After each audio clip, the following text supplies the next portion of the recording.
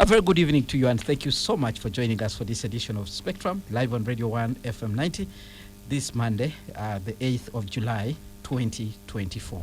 My name is Kenneth, Lukwago, your host. Today we'll be asking a question: why are internal mechanisms failing to avert corruption? Now, in the bid to prevent corruption and other forms of financial abuses, all government departments and sound corporates have internal mechanisms designed to monitor all transactions, but also to detect and prevent corruption. Now, when these mechanisms fail in the government system, the Auditor General undertakes audits, which culminates into reports that are taken to Parliament for Oversight Committee to continue with further investigation. Now, there are some people who actually think Parliament should not be involved in this process because most cases, the findings are politicized. They suggest that once the Auditor General has conclusively done an investigation and found people culpable, the best thing they can do is prosecute them or to push them to refund the money the money that was lost under their watch. Now, one of the entities that has on several occasions talked about how it has put in place internal mechanisms to deal with corruption in Uganda is the Uganda Revenue Authority. Now, among its measures is digitization of revenue systems. We were all shocked on Friday when President Yoweri Museveni decided to put in place the State House Revenue Intelligence and Strategic Operations Unit to fight corruption within the tax administration system. So what exactly has gone wrong? How about other government departments and their internal mechanisms? So I have two guests in studio to help us understand what could be going wrong and also to share their insights and recommendations on this issue. Mr. Marlon Agaba, Executive Director at Anti-Corruption Coalition, Uganda, ACU. Good evening and thank you very much for joining us. Yeah, thanks very much, Kenneth, for having me, and a very good evening to our listeners and viewers. Also in studio, Mr. Joshua Mawerere. He is the head of stakeholder engagement at the Institute of Corporate Governance of Uganda. Good evening and thank you very much for joining us. Thank you very much, Kenneth, for hosting me. Good evening, our listeners. It's always a pleasure being here. Maybe let's first bring on board people could be hearing for the first time about the Institute of Corporate Governance. Who are you? The Institute of Corporate Governance of Uganda is an institute that was created by the government, the Ministry of Finance, together with Bank of Uganda and the World Bank at the onset of privatization. At that time, there wasn't any capacity, human capacity, of people who have the ability to run the private sector. So we were created to build capacity, teach, educate, and entrench corporate governance practices so that Ugandans can be able to sit on boards, start businesses, and run them and govern them well for sustainability and resilience. And this is why now government speaks heavily about the private sector, and this is why we are a private sector-led organization. So that's part of our success. We trained and we've built capacity, and of late you're seeing that every foreigner who heads an institution that leaves the country, we replace them with a Ugandan. That's the requirement. In most cases, it's not happening. But we've built the capacity. Yes. All right. Thank you very much for joining us. You'll be able to give us your perspective there, even with the private sector background that you bring on board. Let's begin with the latest, Marlon Agaba. You were seated somewhere on Friday and suddenly you saw a new unit has been formed. Yes. You and other colleagues who are involved in the fight against corruption have been speaking about the multiplicity of agencies in the fight against corruption. The government has repeatedly told you that the more, the better. And we have now this one, which is going to be focusing on tax administration systems in the bid to address corruption and also ensure that the country can collect more revenues, which could help us to stop heavily depending on borrowing, one of the things you people have been talking against. I think you must be excited about this. Yeah, thanks very much, Anderson. One, of course, the unit that was created last week, it's not the only one. We've had several others. We have the State House Anti-Corruption Unit. We have the Health Monitoring Unit. We have the Investors Protection Unit. We have a Land Unit and several other units. So it's not new. We have had these units being here, and we are yet to see the kind of impact that was presumed that these units will create. So the excitement is really not so much because these units have been there. And the challenge is that in most cases, these units rotate around individuals who are heading them.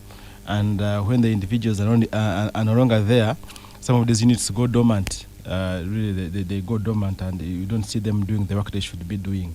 So in an ideally, I would be excited, but I don't have the excitement right now because, one, like I said, we already have over 22 anti-corruption agencies in this country where we are losing over 9 trillion. And we already see instances of competition amongst these units as opposed to collaboration. So creation of another unit doesn't change anything much, really. If anything, like I've been saying, it only weakens the agencies that are already there to do this kind of work. Talked about URA putting in place systems, and I want to believe that URA is one of the agencies of government that actually has put in place some internal mechanisms. It's one of the agencies that has had its staff actually arrested and taken to court and convicted. It has had its staff fired. They fire in hundreds, by the way, each and every year. They have policies, they are putting in place some systems. So I would think that really strengthening that would have made a little bit more sense than now creating a completely outside parallel institution to do that type of work in State House. That is, of course, one of the challenges, but also it doesn't address the root cause of the problem of corruption we have in this country. I think we are treating cancer with a painkiller. There are far much fundamental problems when it comes to corruption, in terms of the politics that we have in this country, in terms of corruption becoming a culture, in terms of the limited political will to fight corruption that cannot be addressed by just creating several units each and every day. Let me hear from you, Mr. Mawerere. The other side, you are a trader. You also work with CACITA, Kampala Capital City Traders Association. Right. The URA is one of your key stakeholders now. You have this other unit which is going to come in to superintend over its operations. Well, what's your take? Over time, we've started seeing a migration or a movement from the ministries.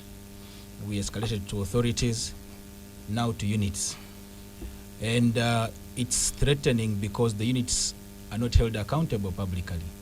They report somewhere. And we're starting to ask ourselves where they are reporting, what are they reporting? Can it be vetted by the public? And is it real? Is it realistic? But also, as the Institute of Corporate Governance of Uganda, we usually advise that it is not very wise to create very huge systems of governance in an institution, because then you build a dinosaur figure of governance. And in a dinosaur system of governance, if a snake bites a dinosaur on the feet, by the time it realizes that it has been poisoned, it would be dead. Every time institutions, every time government builds very huge structures over one entity, the reporting mechanism dies. 2, you create fear. You instill fear in the entire system because everybody starts thinking, I am being checked, or people are looking for the wrong things that I'm doing. Yet, within the mechanisms that URA had put across, I think if we give them an opportunity to work, digitalization is one of the things that we actually telling organizations that it would help you reduce one costs to check corruption.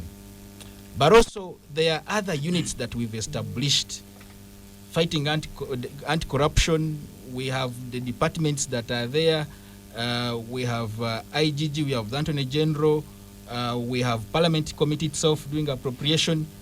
We have all these visits that can be improved by the committees of Parliament, and all these seemingly don't work. And we've created another unit that, one, we need to start thinking of its legitimacy. That's number 1. 2, think about its processes. 3, think about how it relates with the current situation. And all these threaten the processes that URA would go through. Now, as a trader, we've seen a lot of issues with URA. And also, we've seen a lot of publications, URA losing some money. But putting another unit to oversee URA, I don't think it is going to help improve the corruption situation.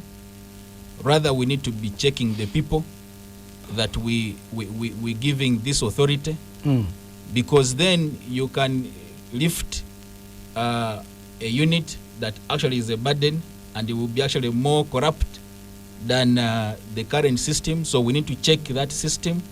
We need to check the legitimacy of the people who are in that unit, and we need to have clear processes. Now, corporate governance speaks about processes, reporting processes. Who do you report to? How do you report? When do you report? And URA has a clear reporting system. Now, it means that URA has to rethink on how it reports upwards, either to the unit, and then upwards to the Minister of Finance, and then probably diagonally to other departments like the Auditor General, like Parliament. So now this is a heavy structure for a management team of about 11 or 9 in URA to report horizontally, diagonally, and also everywhere. It doesn't make sense, and I think that it is going to cause a lot of ambiguity and also give more space for anticipation, uncertainty, unclear reporting, which is also a ground for corruption. All right. Now, Marlon, let's look at some internal mechanisms. We have hinted on digitization, and we know government has attempted to actually roll out digitization. For instance, procurement. These days, you have a procurement system which is digital to try to cut off the interface between a bidder and the suppliers. That chain to try to minimize human contact. We are hearing also efforts, including the launch of the digitization roadmap, which is also trying to ensure that all local governments are connected on the system in the bid to minimize corruption, which is mostly manifested in the procurement system, according to the reports we have seen. But what are other internal mechanisms that you think are there but not working, that probably we need to strengthen to be able to eliminate corruption? Yeah, thanks very much, Anderson, and I entirely agree with you. Digitalization actually does help in terms of reducing corruption, especially petty corruption that manifests due to human contact. Of course, when you look at the government structure, we also have the internal audit department that is ideally under the Ministry of Finance, but also with reporting lines to the different departments, whether it's an agency or a local government. But this has been by and large dormant. In some of the agencies, these positions are not filled, or where they are filled, they have also been compromised and affected by the culture and context within which they work. Where, for instance, you find you're supposed to write a report on, let's say, on a chief administrative officer, but at the same time you're reporting to the same chief administrative officer, or even you're getting resources from the same officer you're supposed to report. So you find that an internal audit ideally would help, because it should be a kind of an early warning mechanism before the auditor general comes in. But because of those circumstances, it has been by and large dormant, has been compromised because of those reporting relationships and resources here and there. If we go in the districts, we're supposed to be having the district public accounts committee that should ideally go through the reports from the internal auditors and external auditors. But like I said, the challenge is the same. They are supposed to exercise oversight over the chief administrative officers and the chairpersons, but at the same time, that's where they get their resources from. If they have any report that is not favorable, they don't get resources to see it. So find out that kind of relationship is also problematic in a way. There are also issues to do with administrative sanctions that can actually be enforced within these agencies, including demotion, including being made redundant, including transfer. And some agencies do use them, although they are not so effective, but also in a way they can help. I know, for instance, like in police or in those institutions, they do transfers quite a lot to especially to posts up country. So even administrative sanctions is one of the other things that can be done. Of course, codes of conduct are also quite important as a tool internally within organizations to help. Like I know, like in the judiciary, they have a code of conduct, and even in other agencies, they have a code of conduct and code of ethics that staff sign on to uphold The other thing, of course, is on systems and processes, having charters. You see, corruption thrives quite well in uncertainty. If I know, for instance, that I'm going to apply for a land title and I make my payments and I can get my land title in a month, there's no need for me to pay to quicken the process.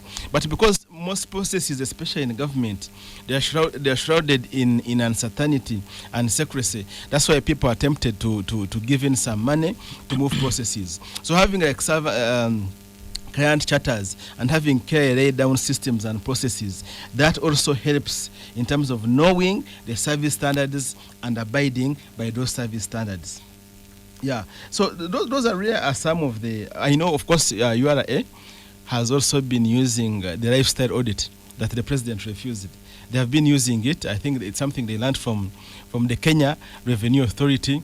And by the way, from the reports I've been reading, I know that a number of staff have faced disciplinary action, including non-renewal of their contracts, based on the lifestyles and based on the investigations that have been done. So this is something that can also be taken up, because if, for example, you are working within the same agency and you're driving a car that, of course, is quite expensive, more than what or how much you earn, then that can also be a yardstick in terms of what? In terms of fighting corruption internally. Of course, whistleblower reporting, having whistleblower reporting mechanisms is quite important. Although in our institutions, these ones don't work, and because people work in a way, people are related. You find the boss is related to the other people they're working with. Sometimes you're not sure when you report whether you will not face reprisals for the report. But having whistleblower reporting mechanisms and encouraging people to report, for instance, URA gives a reward, I think, of around 5% when recoveries are made in terms of tax fraud. So that also helps in terms of encouraging people really to fight corruption. Right. And Mr. Mawerere, when you look at a number of internal mechanisms that Marlon has highlighted, departments should have internal auditors. People are supposed to act as the first gatekeepers. Districts should have public accounts committees. You have the Auditor General. All these systems in place. What's your assessment? Why are they not working well in most cases? We keep on hearing how corruption keeps on going up. What could be going on? Thank you so much. Now, in corporate governance, usually if we are to fight corruption, we deal with what creates that authority. That's number one. So we consistently have loopholes and gaps in the policy and the law frameworks for this country that people are exploiting. And you've seen cases that have been taken to court and people say, I did it under the law. I was within my mandate. So we have flaws and gaps within the policies and the law itself. Now, two, we have issues with the will to actually clean up. And that is one of the biggest things that are torturing this country, and this is why corruption is still thriving. We talk about corruption heavily and do less about it. We've seen people convicted and they still come back and take over their posts. And we've seen people who have been convicted of corruption and then they are moved from one government agency to another. We've seen those that have been convicted and they say, leave those people alone. Now, these promote corruption. The third thing is we have now what we call syndicated corruption, which is very bad for a country like Uganda. Because currently we lose about 39% of the money we've borrowed. We just lose it into corruption. We call it them illicit cash flows from the system.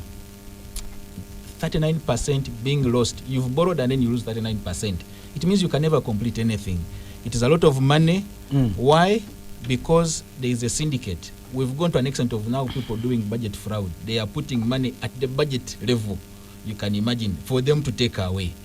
Now, if we have institutions that are supposed to be gatekeepers and they are part of the syndicate, then this country cannot survive. But also, for these institutions to survive, we need to check the personalities that are being elevated to these places. they need to be thoroughly scrutinized before they take on places. And we've seen a lot of people taking on positions, and we're questioning, do they really qualify? Do they have... Even as you mentioned that, there's been an intense discussion going on social media where some people have actually been saying sometimes you need a thief to catch a thief. I think that's not right. We need upright people, upright men in this country and women to take on leadership of this country and also be in the decision-making places. What this country is suffering from is the fact that people take ethical behavior and being truthful and being corruption-free. At that point, if you are all those, then you are not a bright person. Then you don't know how to use your position. And many people are succumbing to corruption because of also the social pressures. The Ugandans themselves have put out of pressure on people in these positions. When somebody comes and says, I hate this authority, they sit at the front seat of the church. They are the ones who have a front row. They go to Namugongo, to shrines there where they say God says everybody is equal. They are the ones who take the front row. Maybe they get there early. Now everybody's... They get there early. They get there early to be strategically seated. But then everybody has started to think. Is it a crime? Everybody has started to think that you know, timekeeping is very important, even when we are discussing issues of public administration. Yes, I want to agree with you, but just to qualify that, the social pressures that we're putting on our public servants and also the private sector. When somebody is a CEO, don't put out of pressure for them to provide, to do ABCD, because then that pressure gets into their job to see what can I get to satisfy the line I have behind me. So that leads them into corruption. So we need to have those checks for individuals. But for us in corporate governance, the biggest is that the policies must be working. And there should be accountability. There should be excellency in the way people are doing their jobs. And people are supposed, because in this country, people are supposed to hold others accountable, are not doing that. And for me, it makes me very angry because then they are failing the entire system. Because the Auditor General is putting up his reports. The committee, COSASA, is doing its reports. The police unit to get any corrupt person is there, and there is a law. And we have all now these other corruption units and all that. Why aren't they working? We've created a very huge system that cannot interrelate and also report to each other and synergize to make sure that we keep corruption out of this country. Right, Spectrum on Radio 1 FM 90. Our topic of discussion today, we are looking at internal mechanisms and why they are failing to actually avert corruption in our country. We know almost all serious agencies or government departments have internal mechanisms, which include the internal auditors. They also have procurement committees and all these kind of arrangements to be able to detect and also avert corruption. But why are they not working? I'm speaking to Mr. Marlon Agaba, Executive Director, Anti-Corruption Coalition Uganda, and Mr. Joshua Mawerere, the Head of Stakeholder Engagement at the Institute of Corporate Governance of Uganda. Now, Mr. Marlon Agaba, Mr. Mawerere raises a number of issues, but let's first deal with the issue of human resource. Could it be a problem that people who are in these different offices are not the kind of people who should actually be there? Do we have situations that would require us actually to evaluate what kind of people we have in the public service? Yeah, thanks very much. Of course, that is a very key concern, especially like for these units that are being created in the State House, where there are no elaborate processes in terms of recruitment, not just for the heads, by the way, but also for the other technical staff. Because I personally haven't seen an advert of these units advertising the jobs that they have there. Probably the president has a prerogative to appoint people that he thinks will support him in executing his mandate. And I think he's using the same prerogative, but what you are saying is that we cannot ascertain their competencies because they haven't gone through a process. But we also know very well that in public service, there's been a lot of forgery. There are people who enter public service on forgery. And interestingly, the report of the Auditor General for the previous year showed that there were so many, especially like teachers who were in public service. Some of them are about to retire, but based on forged documents, and some of them on forged minutes of Education Service Commission appointing themselves. So there's a lot of forgery. The third aspect, of course, is nepotism. People being recruited into public service, not based on competence, but rather on blood relations or on sectarian or tribal relations. That's quite a very big problem in these agencies. So the issue of capacity can't be ruled out. That there are a lot of gaps in terms of capacity and having the know-how, because when you look at corruption, for instance, you are looking at a crime that keeps on evolving each and every year. It keeps on changing. So if you're using tactics of 1990s to fight corruption today, then you will not be effective in terms of fighting that device. But also, we know that these agencies also have a very big challenge in terms of being understaffed and undercapacitated to do their work. Some of them operate at 60%, some of them at 65 or 70%. So they cannot effectively do their work when they don't have the personnel and the resources to do that kind of work. All right, Spectrum on Radio 1 FM 90. We're going to go for a break, but keep your comments coming. Use the WhatsApp line, which is 0703 090 090. How do you think we can we can strengthen internal mechanisms that exist within the government departments, even in corporates and public entities and private entities, to be able to eliminate corruption? Stay tuned, Radio 1 FM 90. We continue after this. Thank you so much for staying with us on Spectrum, live on Radio 1 FM 90. Today we are focusing on how to strengthen internal mechanisms within government departments, but also in the private sector, to be able to deal with corruption, which seems to be one of the biggest challenges, development challenges we have today in our country. President Yoweri Museveni has been speaking tough. On Friday, he was at Kololo, where his political party, the NRM, was actually thanking him for the things he has done. He talked about how corruption has become a problem and how the public actually needs to join his efforts, including using the LOC systems to fight the corrupt from the grassroots. But there are also internal mechanisms in different government departments and how they are designed to actually deal with this problem. What are they doing? What are the weaknesses? What can we do to actually strengthen them? My guest this evening, Mr. Marlon Agaba, Executive Director, Anti-Corruption Coalition Uganda, Mr. Joshua Mawerere, Head of Stakeholder Engagement at the Institute of Corporate Governance of Uganda. Now, one other issue that Mr. Mawerere raised, before I actually get back to him, is the issue of public pressure. And we have had also this complaint actually coming in from the MPs, who actually say, look, you don't know what we go through. When you go to the constituency, you're supposed to finance barriers, you're supposed to pay school fees, you're supposed to help health centers, etc., etc., to be able to deliver, or else you might actually lose the election. So they're under extreme pressure, and therefore they seem to suggest we shouldn't actually blame them. And this time around, fingers seem to be pointed at them, not only by members of the public, even the president himself, saying that the corrupt are even in parliament. How do we deal with the issue of public pressure? I can say from the citizens themselves. I can say they have themselves to blame, because as civil society, we have over time been calling for error on elections, on election financing, and calling for a cap. For instance, there's nothing that stops Parliament from passing a law saying that a member of Parliament should not spend more than 50 million on election. And it is clear that, and even show your sources of money and how you have spent it, just like other countries are trying to do.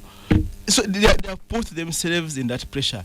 It goes back to the whole issue of commercialization of the politics of this country. It all goes back to that issue. But that is an issue that really can be addressed by having a law that caps that. And then also members, if that was there, and also making the roles of a member of parliament very clear, as appropriation, as oversight, as legislation, and the roles are quite clear. I think that in a way helps them.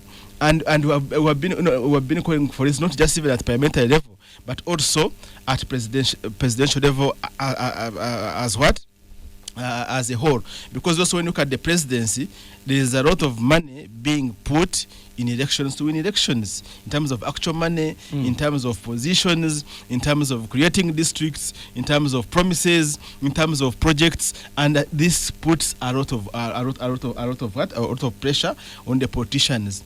And the good point he makes that he was bringing out quite well is the whole issue of corruption becoming a culture, being part of us, and us starting to see it as normal. That is the problem, and that's where, unfortunately, we have reached that. We have reached a level where corruption has become a culture. We have normalized it. The citizen will ask for a politician for money and favors.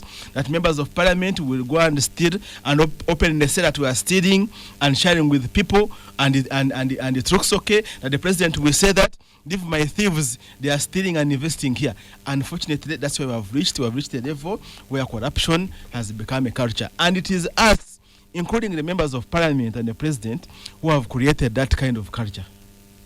Mr. Mawerere, let's move on. Look at some of the key recommendations that you would make to be able to address this issue of corruption, because looking at the reports we continue to receive, annually we lose about 10 trillion shillings. That's according to a report by the IGG. We have all these institutions in place. Is it lack of coordination? Is it lack of enough human resource? Is it a problem? Or is it a culture that Mr. Marlon is talking about, that is becoming a lifestyle to us Ugandans, that if you're not corrupt, if you don't have a lot of money, then you are useless in society? Thank you so much. One, we need to address the issue of leadership. Leadership in these institutions, leadership at the local government level, leadership at parliamentary level, leadership in the ministries, leadership at the helm of the country. I am not saying they are bad leaders. I am saying leadership means that you meet a bulb lighting at midday and you switch it off. That is leadership. Now, we are seeing people who are seeing a security light on at midday and they prefer it still on. We need people who have the ability, the strength and the class and the caliber to make sure that they turn off that light if it's not being used, and close those taps so that they don't overflow. But we also need the policies and the laws that to bridge the gap, because there is too much lapse within the law that people are using, and they are becoming corrupt on a daily basis, and the law can't catch them. We need to to address this issue urgently on how we fight corruption through the law and closing the gaps within the law. Nepotism has been a propagator of corruption. People are being able to syndicate because they are relatives, because they went to the same schools, because they are of the same tribe, because they associate in the same church. Here in Uganda? Here in Uganda. Really? President has been talking tough about nepotism, sectarianism, and saying those kind of things should not be happening in Uganda. The president needs to check that, because currently when you check the human resource capital of some institutions, you will be shocked on the level of collaboration that can be there. So we need to check nepotism. Of course, there are people who are related and they can work ethically. It's there. People follow the procedures and processes.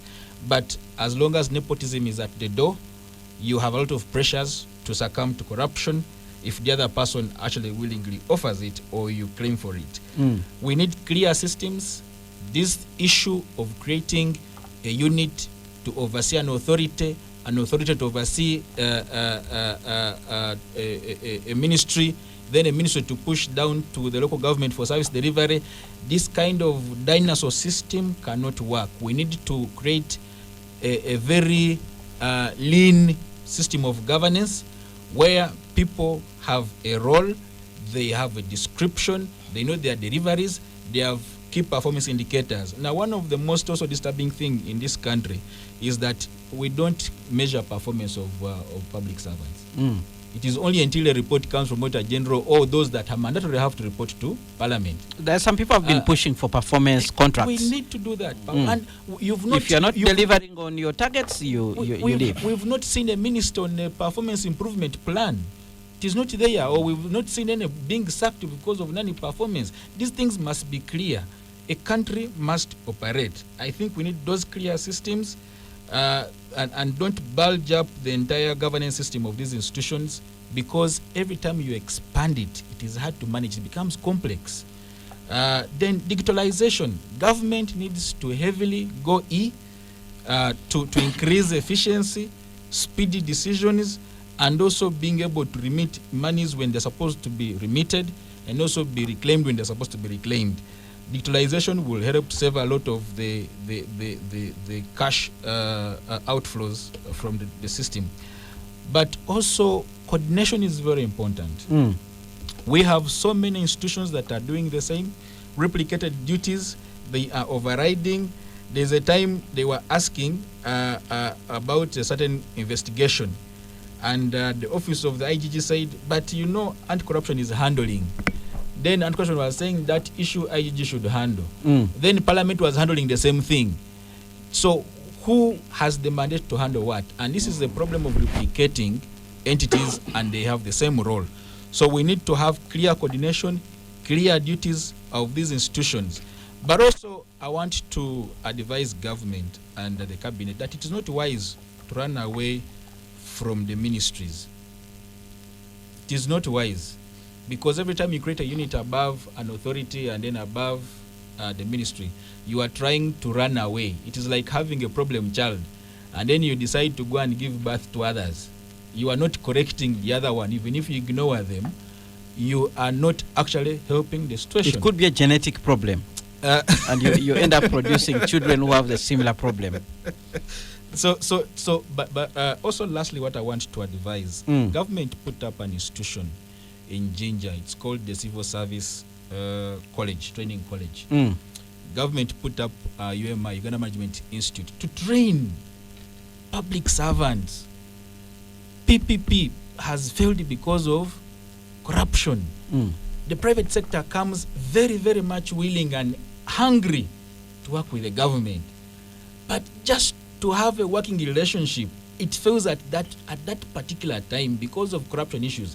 You have to pay to be paid. If you supplied something, you say that I'm a trader, which I am actually. You have to pay to be paid. What you actually provided to government.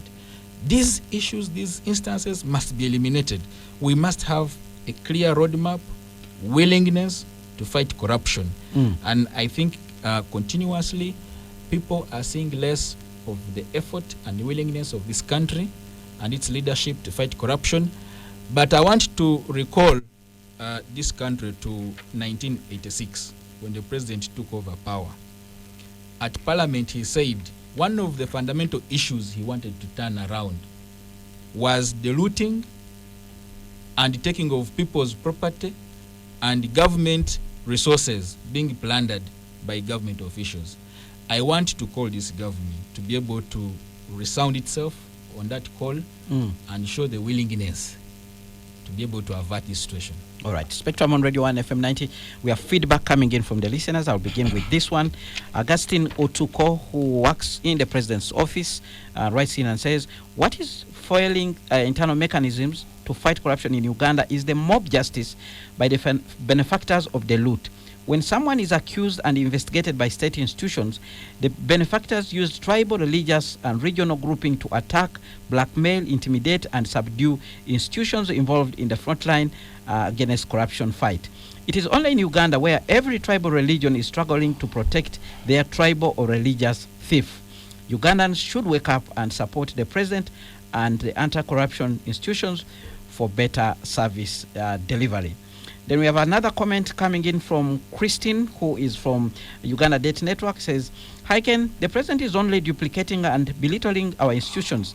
This affects their credibility. Secondly, as the country strives to collect some resources for development, e.g. through rationalization of government agencies, he is taking this money into units. He needs to ensure that those investors receiving tax holidays are brought within the taxable bracket. We have another comment coming in from another listener here. Radio 1 streaming live from Ethiopia, and the news of corruption is very ashamming, but that is what we find ourselves in. I lost my SIM card to replace the policeman was asking 10K for a letter and he was calling it lunch. The problem with us is corruption has been politicized and institutionalized. That's a comment there coming in from Addis in Ethiopia. Benon Fred Twinamasko writes in and says, in a country where people keep sacks of money under their beds, how does such monies be hindered by how does such monies I think he's suggesting how does such monies get in the hands of these people with all the electronic systems that we have in place? He's asking, this money is not going through this system. That's a comment there from Fred Benon Twinamasko. Then we have another one. Let us legalize corruption in Uganda. We have talked about corruption since 1986. It is coming to 40 years, and the vice is galloping and leaps and hips. If a Speaker of Parliament can disregard public cries and comes out to have a shoulder to lean on for corrupt MPs, what else do we want? That is Pasi Mulamba with that comment. Amo Martin listening in from Bale. A certain percentage of every shilling stolen ends up in a certain asset for the thief. Why don't we begin asking every asset we see who is the master or mistress? That's another comment there. Then we have another comment. Good evening, Spectrum. Corruption is a very spirit that controls the world. Every country is fighting corruption. Government is keenly fighting corruption. Let's support any mechanism that is brought to fight the corrupt. I came to realize that the devil lives in people, meaning the corruption has a strong and long taproot in this world. Let's keep reporting the corrupt until the whole system are cleared. That's the solution. That's a comment coming in from Anthony there. Then we have another comment which is coming in from Muto, who is listening in from Bombo. He says, I think Museveni mastered how to control public discourse over the years. Every time he uses his power to duplicate roles, the public pounds on it, dissecting to the letter. Nobody highlights the fact that governments world over use decoy and distraction to evade accountability. Many years ago, when the media was still naive, he would say, I am retiring in 2006. And they would carry it on the front page. I think it's time we stopped looking at his political gymnastics using our outdated and academic lenses. Well, gentlemen, those are some of the comments that are coming in, and I'll come to you, Marlon Agaba, for quick responses there. Yeah, thank you very much. And I think most of them were comments, and I agree with each and every one. The gentleman, I think Augustine, who talked about the tribal and religious groupings that usually come up when people are arrested. We have seen them from Teso, from Mpororo, and from several other areas. And you see, that's part of the culture that actually explained quite well. That even the institutions we would ideally look at as moral compasses, as institutions of upbringing, and even in other countries you have had conflicts and problems like this. These are institutions that have come up to play the mediation role. But in Uganda, you don't see them doing that. I think provided they get they get what they want. There's one who was asking for a brand new car. So that's the kind of unfortunately that we have, and that is a very big problem when I talk about the corruption being a culture and permeating all sections of society, which is quite unfortunate. Somebody, of course, asked about the how people get cash. The exhibition recently showed us how cash is received. People receiving hundreds of millions, withdrawing hundreds of millions in cash, even billions in some of the instances. Most of these deals that are made in town, whether in procurement rated or what, people receive their cut in sacks. The money is transported in sacks, and they keep the money in home. So that is unfortunately the state where we have reached, and my colleague had tried to bring in a few good areas of improvement that we could look at, and he talked quite well on the issue of leadership, and I agree that we have a leadership failure when it comes to fighting corruption in this country. That we had a leadership that saw the problem that was already there in '86, didn't arrest the problem. After the speeches, we started seeing the looting, people taking over houses, taking over farms, government companies. We saw the scandals. So where we have reached, really, we really need a change in terms of leadership approach. We really need complete commitment to fight corruption. And by the way, most especially at that level, at the presidential level, because it sets the tone. The tone at the top sets the tone for each and every other levels if you are ready to to fight corruption. And I think some you had talked about the whole issue of recovering the proceeds of crime. We are losing 9 trillion according to the IGG. We can only recover around 20 to 30 billion. That is not 1%, meaning that the thieves are actually enjoying the money that they steal. And we have always told the government, why don't we have the non-conviction based asset recovery? If a servant, public servant, cannot explain how they have acquired their assets, then let the state take away those assets. I think that in a way will be effective in terms of bringing back what has been stolen. All right, let's hear from you, Mr. Mawerere, responses to some of the comments that are have been put across. Thank you so much. One, the one of institutions being very corrupt, I just want to add that we need to take the route for the corporate governance. For us, if you are not trustworthy, the corporate entity, you cannot work in any corporate entity. As long as you have a stain on you, we don't employ you. So why are we still employing people who have stains? Two, if you are, for example, you are a CEO or you sit on the board of any corporate entity and it runs bankrupt, it fails, you don't go and sit on another board of any other organization, because then you don't have the legitimacy. Why would we have people who have even run down a certain entity? Then you find that somebody fails in the private sector, then comes to government, is employed. Somebody fails in government, loses money in an institution, then comes to private sector, is employed. We can't work with that kind of system. Mr. Gasson talked about mob justice. This one has been ably talked about, but I think this is, the culture has grown, and people are being mobilized in the different sects, in the religious realms, and that's where we are very disappointed for us in the corporate governance, that the religious leaders must be at the forefront of saying no to corruption. On the other side, they are preparing prayers and celebrations to be able to pray, and I don't know whether they are trying to bless the money that has been taken or something. So we need to see the entire country refuse corruption. Somebody talked about the president taking on these issues. I think the president has done his best. Sometimes I sympathize with him, because there are people have been saying he lacks the political will to actually deal with the problem. You see, he has given us the frameworks. If we are to ask for frameworks, he has given the frameworks. He has put the anti-corruption unit. If it doesn't work, then we have to ask who is in the anti-corruption unit. Why isn't it working? He has given us the Inspector General of Government. If it doesn't work, then we need to ask the Inspector General of Government, why aren't you working? If we have COSASE that is putting out reports, if Parliament is not giving us what we want, we need to ask. People must speak and call for action. The Auditor General has put up reports. These are public reports that everybody reads. Cartoon to put out a very huge report. And who is asking and following up on some of these things? Lastly, what I want also to mention is that the media has also somehow let us down. Has it? In talking about corruption. How?